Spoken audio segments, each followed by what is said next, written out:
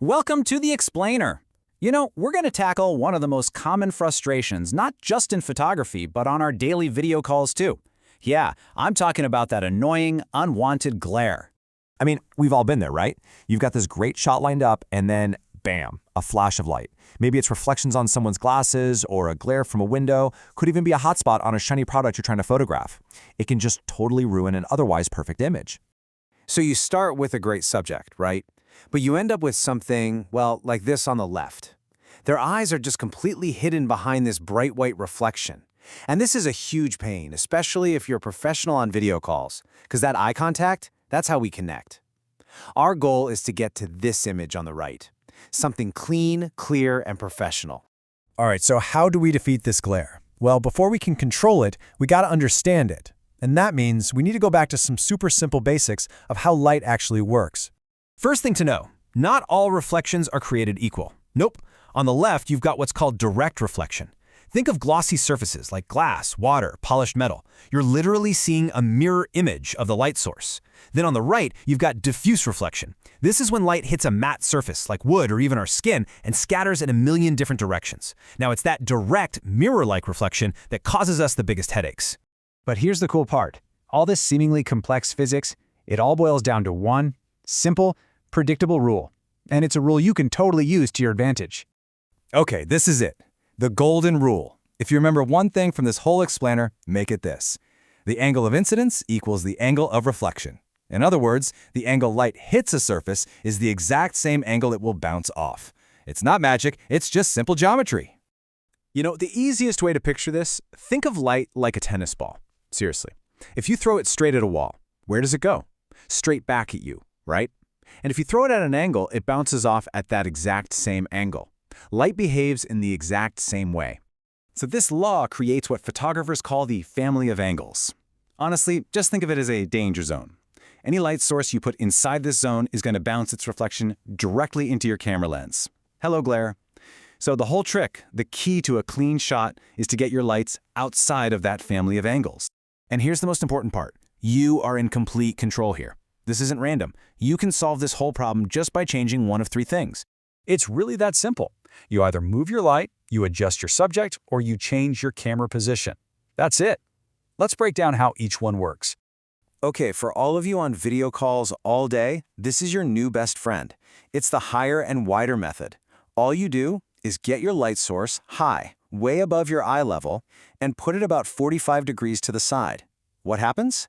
The light hits your glasses, and that reflection, it bounces harmlessly down and away from your camera. Problem solved.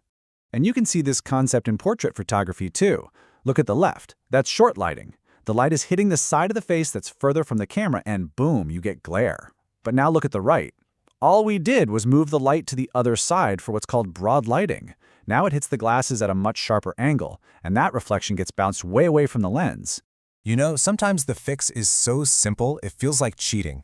You don't even have to move your big, heavy lights. Just ask your subject, hey, can you tilt your head down just a tiny bit? Or maybe just have them adjust their glasses on their face. That one tiny change is often all you need to change the angle and make the glare totally disappear. All right, so what if your light and your subject are totally locked in place? Well, your final option is to move yourself. By backing up with your camera and using a longer lens to zoom in, you're actually narrowing your camera's field of view. And what that does is it shrinks that family of angles we talked about, that danger zone gets smaller, which makes it way easier to keep your lights out of it. Okay, so once you've really got the hang of playing with these angles, we can level up. Let's look at a few tools and tricks for even more control over those pesky reflections. And believe it or not, the type of light you use makes a huge difference. A small hard light, like a bare bulb, is going to give you a really sharp, distracting, star-bursty reflection if it hits the lens. But a big, diffused light source, like a softbox, oh, that's so much more forgiving. Even if you do get a reflection, it's just this soft, gentle wash of light that's way, way less distracting. Now, if you want the ultimate weapon against glare, especially when you're shooting surfaces like water or big glass windows, you need to know about the polarizing filter. This little guy is an absolute game changer. Why? Because as the quote says, you simply cannot fake what it does in Photoshop. It literally works by filtering out the very specific light waves that cause reflections in the first place. But like with anything, there are trade-offs.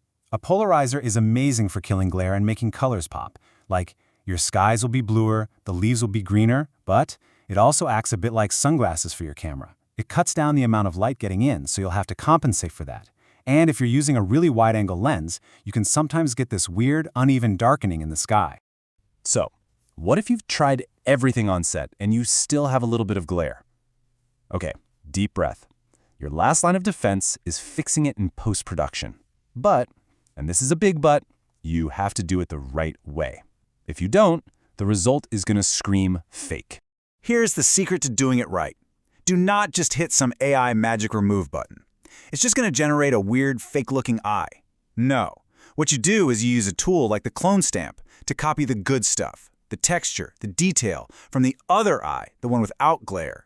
Then you flip it horizontally, warp it so it fits perfectly, and blend it in. See the difference?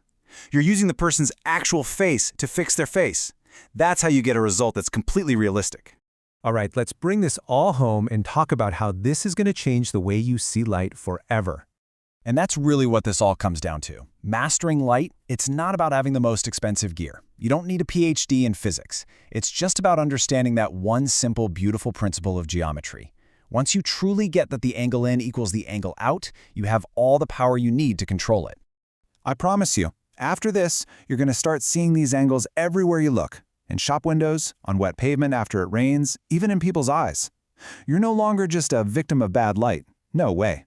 You are a creator. You're a master of light who can bend it and shape it. So the only question left is, what are you going to create with that newfound power?